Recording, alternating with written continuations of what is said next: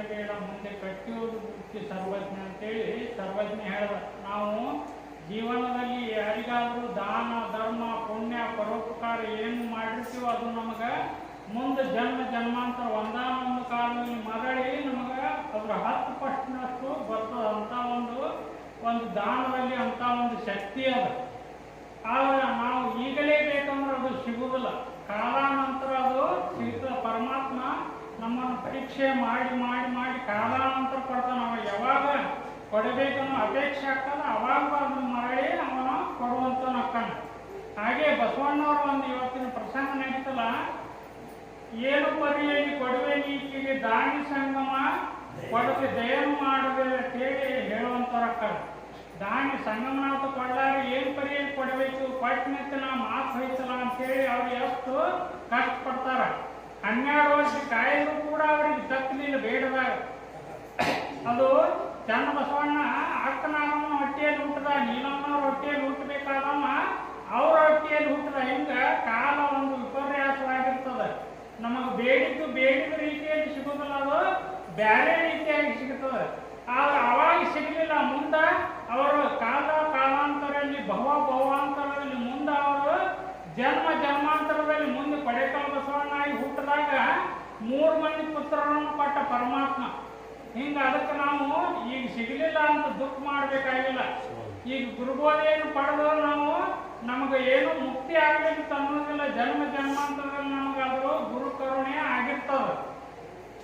ಹಿಂದೆ ಈಗ ನೀಲಮ್ಮನವರಿಗೆ ಯಾವ ರೀತಿಯಾಗಿ ಪರಮಾತ್ಮ ಸಂಗಮನಾಥ ಒಂದು ಸೆರಗ ಹರಿದು ಕೊಟ್ಟರೆ ಅದು 100 ಮಡಿಯಾಗಿ ಬೆಳೀತು.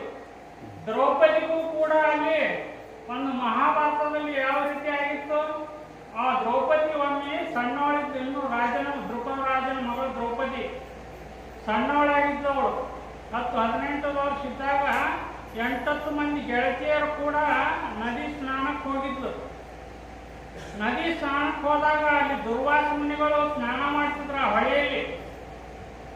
ಆ ದುರ್ವಾಸ ಮುನಿಗಳು ಸ್ನಾನ ಮಾಡುವಾಗ ಅವ್ರು ಲಂಗುಂಟಿ ಬಿಚ್ಚಿ ಹೊಳೆಯಾಗ ಹರ್ಕೊಂಡು ಹೋಯ್ತು. ಅವರು ಬತ್ತಲೆಯಾಗಿ ನೀರೊಳಗೆ ಮುನಿಗೆ ನಿಂತಿದ್ರು.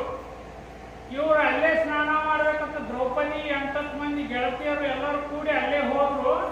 ಹೋಗಿ ಆ ಮುನಿಗಳು ಹೊರಗೆ ಬಂದಿಂದ ನಾವು ಒಳಗೆ ಹೋಗಿ ಜಳಕ ಮಾಡ್ಬೇಕಂತೇಳಿ ನಿಂತರು. ತಾಸುಗಟ್ಟಲೆ ನಿಂತರು, 2 ತಾಸು ನಿಂತರು, 3 ತಾಸು ನಿಂತರು ಕೂಡ ಮುನಿಗಳು ಹೊರಗೆ ಬರಲಿಲ್ಲ. ಯಾಕೆ ಬರಲಿಲ್ಲ ಅಂತೇಳಿ ದ್ರೌಪದಿ ವಿಚಾರ ಮಾಡಿದ್ರು.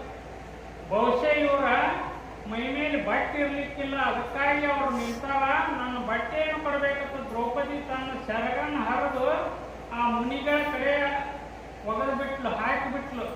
ಅವಾಗ ಮುನಿಗಳು ಅದನ್ನು ಸುತ್ತಕೊಂಡು ಹೊರಗೆ ಬಂದರು. ದುರ್ವಾಸ ಮುನಿಗಳು ಬಂದು ಅವರಿಗೆ, ನಿನಗೆ ಬೇಡಿದ್ದು ಸಿಗಲಿ, ನಿನಗೆ ಆಪತ್ತು ಬಂದಾಗ ನಾನು ಕಾಯ್ತೀನಿ ಅಂತೇಳಿ ಅಭಯವನ್ನು ಕೊಟ್ಟು ಹೋಗಿಬಿಟ್ರು.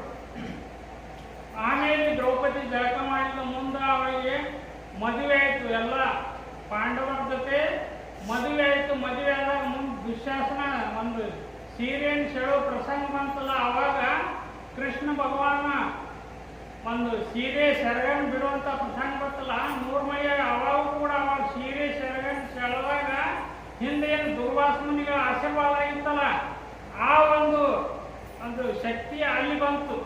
ಕೃಷ್ಣ ರೂಪದಲ್ಲಿ ಆಕೆಗೆ 100 ಮೊಳ ಒಂದು ಸೀರೆ ಸಿಕ್ತು. ಅದಕ್ಕಾಗಿ ಕೊಟ್ಟದ್ದು ತನಗೆ ಬಚ್ಚಿಟ್ಟದ್ದು ಪರಮೆಗೆ, ಕೊಟ್ಟಿದ್ದು ಕೆಟ್ಟಿತೆನೆಯ ಮುಂದೆ ಕಟ್ಟಿಯುವುದು ಬುತ್ತಿ ಸರ್ವಜ್ಞ.